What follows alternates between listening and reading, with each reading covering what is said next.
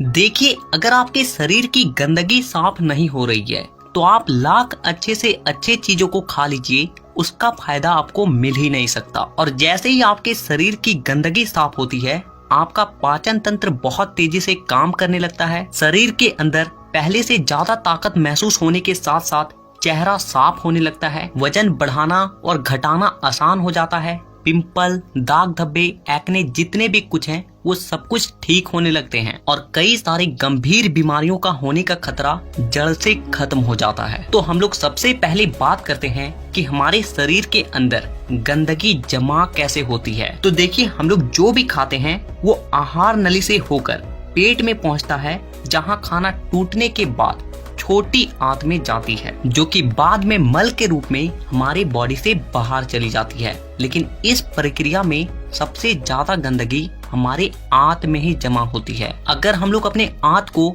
Zoom कर कर देखें तो वो कुछ इस तरह का दिखाई देता है, जिसमें उंगली की तरह दिखने वाली छोटी छोटी उभार होती है, जो कि एक फिल्टर के तरह काम करती है, क्योंकि इन उभार के अंदर नसें होती है जो कि हमारे शरीर के अलग अलग हिस्सों से जुड़ी होती है और इसी नस के जरिए खाने में मौजूद पोषक तत्वों को खींचकर खून में और हमारे शरीर के अलग अलग हिस्सों तक पहुंचाया जाता है। लेकिन जब हम लोग जाने अनजाने में गलत तरीके के खाने का इस्तेमाल करते हैं तो वो हमारे आंतों में चिपकने लगती है और धीरे धीरे दीवार पर एक मोटी परत बनाकर जमा हो जाती है, जिससे कि जब हमारी आंतें खाने में मौजूद पोषक तत्वों को खींचती है तो उसके साथ साथ गंदगी भी हमारे खून में मिल जाती है और फिर शरीर के अलग अलग हिस्सों में जाकर ये गंदगी जमा हो जाती है। जब ये गंदगी खून के जरिए हमारे लीवर तक पहुंचती है तो फैटी लीवर और जॉन्डिस जैसी बीमारियां होती है। जब ये किडनी में जमा होती है तो किडनी स्टोन और फेफड़े में जमा होने से अस्थमा, और जब खून के जरिए दिल तक पहुंचती है तो कोलेस्ट्रोल और हमारी नसों में ब्लॉकेज पैदा होती है। और जब ये गंदगी हमारे स्किन में पहुंचती है